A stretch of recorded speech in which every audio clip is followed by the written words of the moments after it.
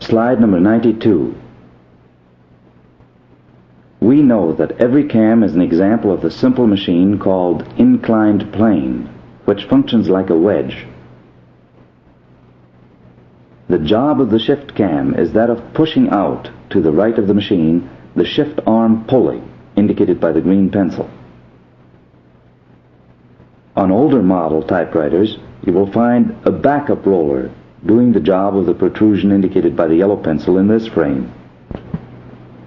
The wide portion of the shift cam wedges itself between the backup roller, or this protrusion, and the roller on the shift arm, indicated by the red pencil, whenever the typewriter is to select capital characters.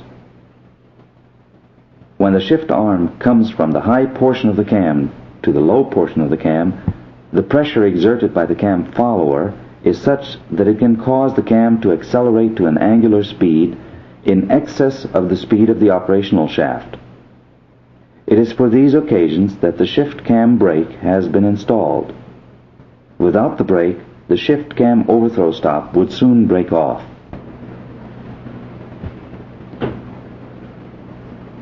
Slide number 93. Now let us begin with the reassembly of the shift clutch. By taking the shift clutch apart as much as we did, thus far we have not broken any of its adjustments. First, let us reinstall the shift clutch spring. Make sure that the vertical extension of the left end of the spring is placed into the corresponding opening on the shift cam retainer plate.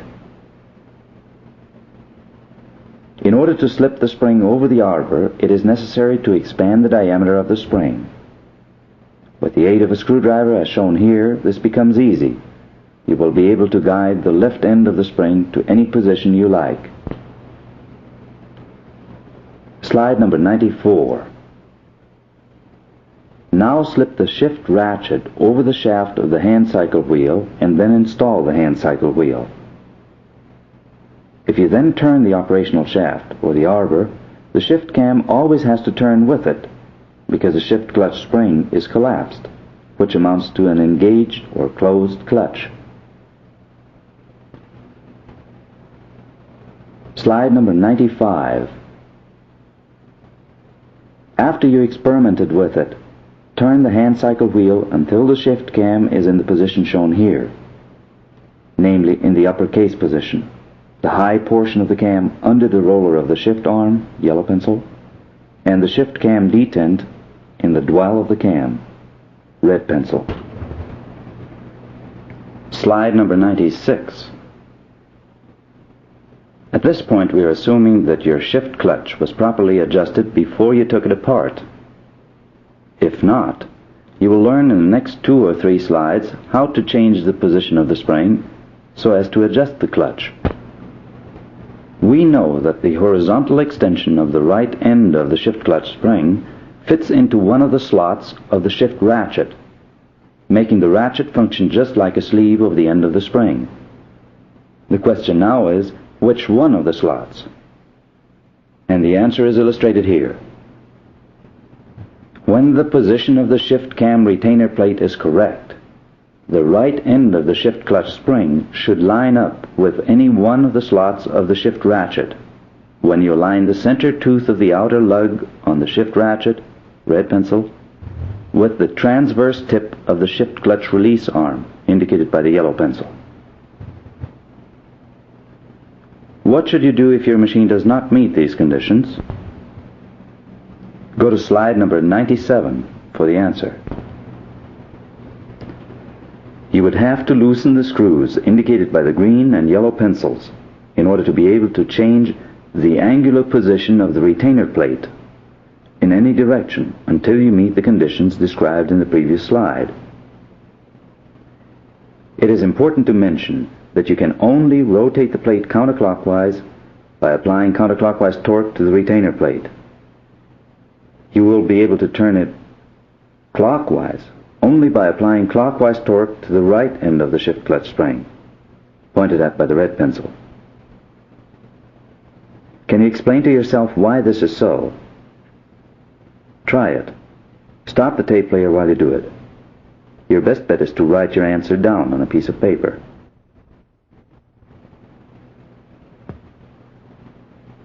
We can rotate the retainer plate counterclockwise without also rotating the shift cam, because in the counterclockwise direction our torque will tend to open or widen the diameter of the shift clutch spring, allowing it to slip over the hub of the shift cam and the shift arbor.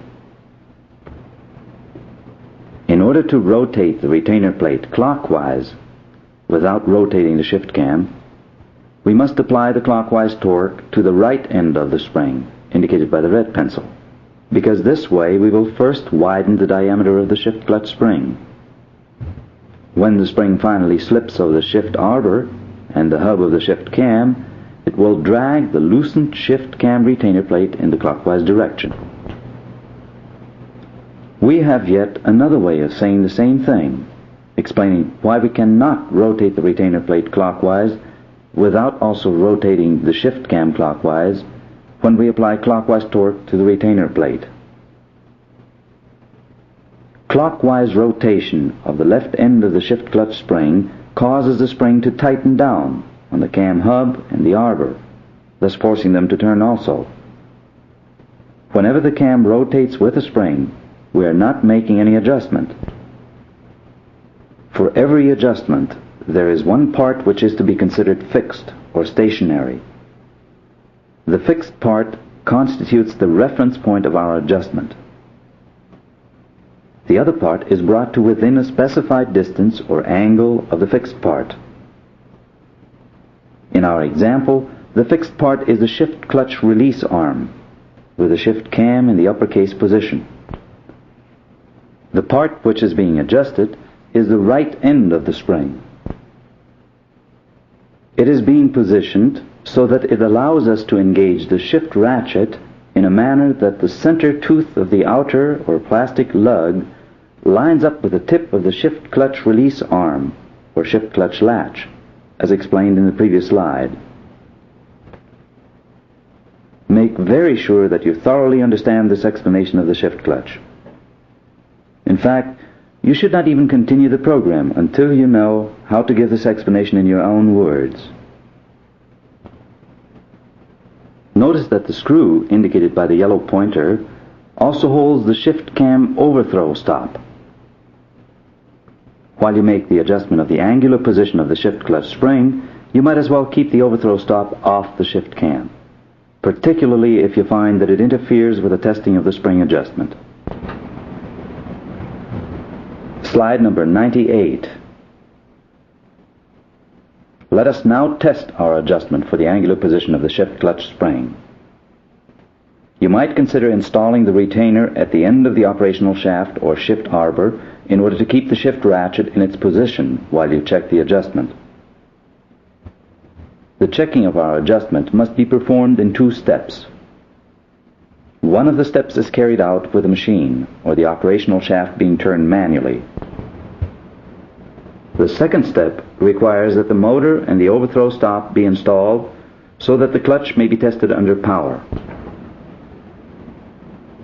In the first part of the test for the angular position of the spring, we measure the amount of powered drive of the shift clutch.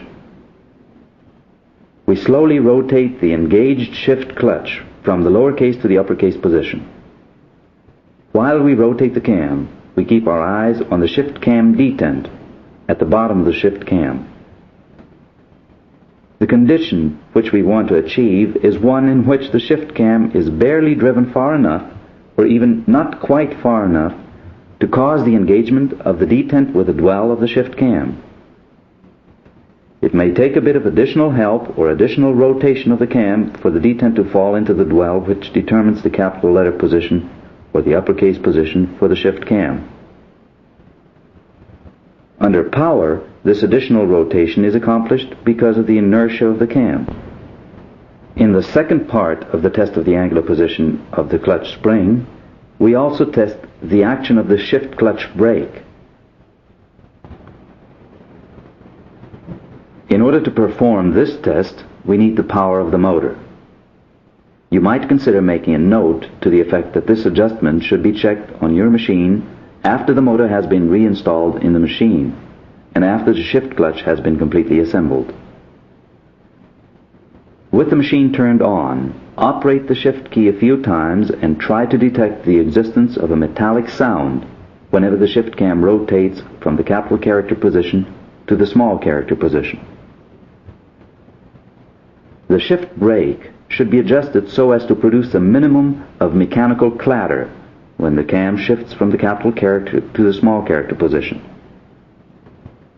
Whenever we test any machine on which we have worked, we perform the same test when the shift clutch is completely assembled with the retainer ring and the shift cam overthrow stop. Excessive mechanical clatter would only indicate that the shift cam is rotating into the lowercase position with such intensity that the overthrow stop, yellow pencil, hits against the inner lug or metal lug of the shift clutch ratchet when the ratchet is already being held by the shift clutch latch or shift clutch release arm, red pencil. Once the shift cam stops in the lowercase or small character position, it should come to rest at a clearance of approximately 1/2 of 1 millimeter distance between the shift cam overthrow stop and the metal lug on the shift ratchet. You have reached the end of sound cassette number 2. Please continue your studies using cassette number 3 for the segment number 10-1A.